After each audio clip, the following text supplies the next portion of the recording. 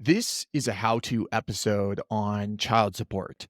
Now, if Eric and Melanie Wolf have children that are under the age of 19, one issue that they're going to have to address is the amount of child support. Now, I'm going to give a high-level overview about what goes into child support, what it is, how it's paid. In other episodes, I'm going to dig into specific issues that can frequently arise.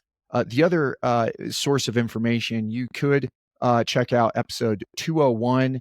It's called Alpine Support Scaling the Heights of Child Support in Colorado. In that episode, Amy and I discuss things in more detail. It's a comprehensive episode. But for now, let's give an overview about what child support. Simply put, child support ensures that children's needs are met after parents separate or divorce, and the purpose is to provide a level playing field for both parents. And it's going to be one paid by one parent to the others. If Eric and Melanie Wolf, our hypothetical divorce clients, are going through a divorce, then Eric would pay Melanie a monthly amount. And what is going to go into that is subject to what we'll cover next. But really, it's to contribute to the cost of raising children. It's designed to cover the basic needs like food, housing, clothing, and educational expenses. There is a formula or a spreadsheet and it's primarily based on income, and it's also focused on the amount of time that the children spend with each parent. We'll dissect that dynamic because it get fairly complex, and there's specific guidelines that the court has to follow. Now, I mentioned income and number of overnights.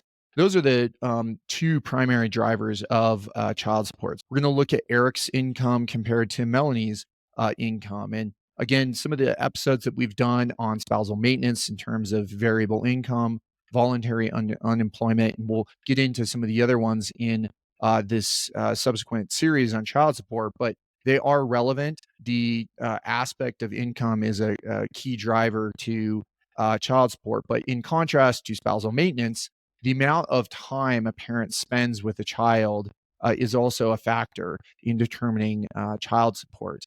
If Melanie has the children an equal amount of time compared to Eric, that is going to result in a different child support award compared to her having the vast majority of the time, a number of overnights for the children. As I mentioned, there are different issues that typically come up: variable income, voluntary unemployment. Another distinguishing feature is some of the deductions. And so that could be extracurricular activities, hockey, private tutoring, private school.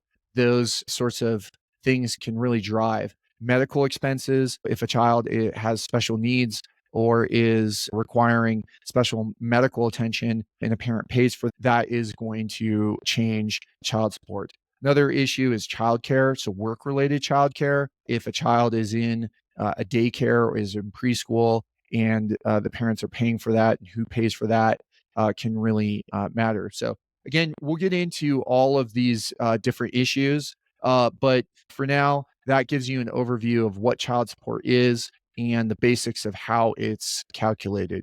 And we hope you have learned something about child support. And if you want to learn more, check out that episode 201 and some of the other episodes that we're going to be doing on child support. Thanks for joining us on Divorce at Altitude.